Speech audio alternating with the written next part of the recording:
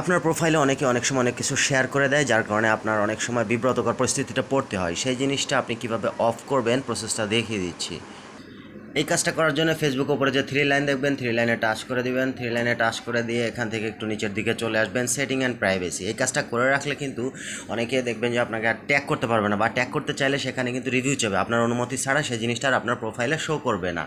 তো প্রসেসটা দেখে নিন, আপনাদের কাজে লাগবে। এই সেটিংয়ে চলে আসবেন, সেটিং প্রাইভেসি থেকে আবার সেটিংয়ে চলে আসবেন। সেটিংয়ে আসার পর একটু নিচের দিকে আপনার চলে আসবেন। নিচের দিকে আসলে এই যে এখানে দেখেন প্রোফাইল অ্যান্ড ট্যাগিং অপশনটা, এখানে টাচ করে দিবেন।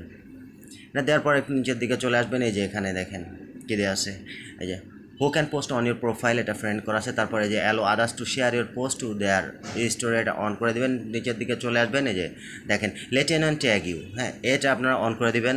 হ্যাঁ, যে কেউ আপনাকে ট্যাগ করতে পারবে, ঠিক আছে। তারপরে যে নিচে যে রিভিউ অপশনটা, এই যে দুইটা অপশন আছে, এই দুইটা অপশন আপনারা অন করে দেবেন। এটা অন থাকলে কেউ আপনাকে কোনো কিছু ট্যাগ করলে সেটা আগে আপনার কাছে অনুমতি চাইবে, ফেসবুক থেকে আপনার কাছে আসবে। আপনি যদি সেটা অ্যাপ্রুভ করেন তাহলেই সেই ট্যাগগুলো আপনার প্রোফাইল বা পেজে শো করবে, আদারওয়াইজ এগুলো আর শো করবে না। আপনি যদি অনুমতি না করেন, আপনি যদি অ্যাকসেপ্ট না করেন, অ্যাপ্রুভ না করেন, তাহলে এগুলো শো করবে না।